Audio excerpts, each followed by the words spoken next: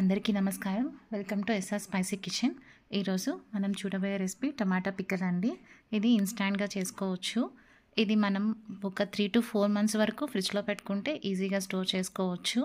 ఎక్కువ ప్రాసెస్ లేకుండా సింపుల్గా చేసేసుకోవచ్చు అండి. ఎలా చేయాలో చూసేద్దాం రండి. 2 కిలోలు పండిన టమాటాలను తీసుకొని ఇలా నీట్గా వాష్ చేసేసి బాగా ఆరబెట్టి పెట్టేసేయండి.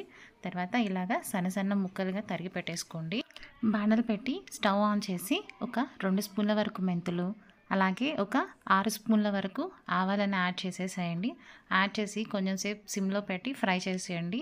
ఫ్రై చేస్తే ఇది మెంతులు కొంచెం కలర్ చేంజ్ అయ్యేంత వరకు వాడనివ్వండి. అలాగే ఆవాలు కూడా చిటపటమనేంత వరకు వాడనివ్వండి.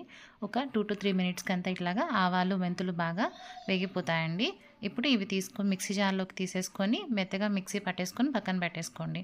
ఆ తర్వాత దాంట్లోనే ఒక 1 or 2 tablespoon ఆయిల్ పోసేసి మనం కట్ చేసి పెట్టుకున్న టమాటాస్నంతా ఇందులో యాడ్ చేసేసేయండి. ఇది మొత్తం పై వరకు వచ్చింది, ప్రాబ్లం లేదండి.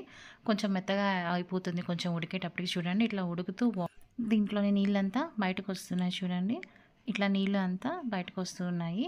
ఇప్పుడు ఒక 200 గ్రాముల వరకు చింతపండుని తీసుకొని అది కూడా ఇందులో యాడ్ చేసేసి ఒకసారి అంతా టమాటా చింతపండు అంతా ఒకసారి మిక్స్ చేసేద్దాము.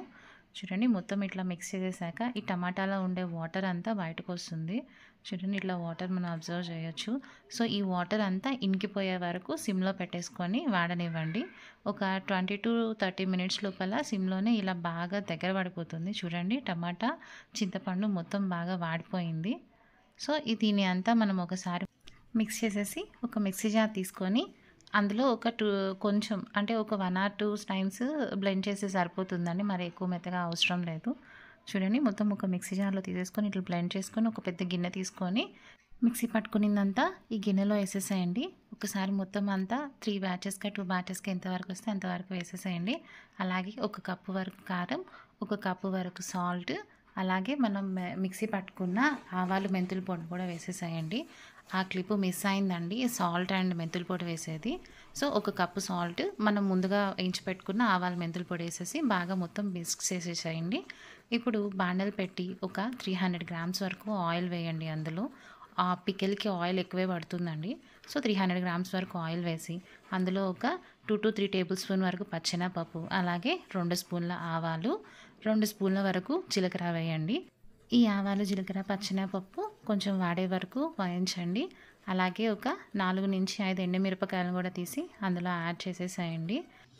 ఒక తెల్లగడ్డను కూడా తీసుకొని అవి కూడా ఇలా ముక్కలు చేసుకొని అవి కూడా యాడ్ చేసేసేయండి.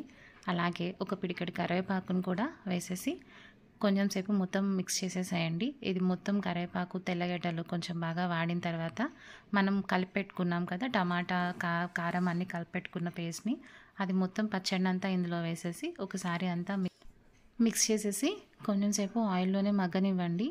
ఒక 5 to 10 minutes వరకు సిమ్లో ఒక 10 minutesకి అంతా చూడండి ఇది మొత్తం అలా మిక్స్ అయిపోయి ఆయిల్ మొత్తం పైకి వచ్చేస్తుంది. ఈ టమాటా అంతా కూడా బాగా మగ్గిపోతుంది ఆయిల్లోనే. సో అంతేనండి, టమాటా పిక్కల్ రెడీ. మీరు తప్పకుండా ట్రై చేసి చూడండి. ఈ వీడియో కనుక మీకు నచ్చినట్లయితే please like, share and subscribe. Thanks for watching.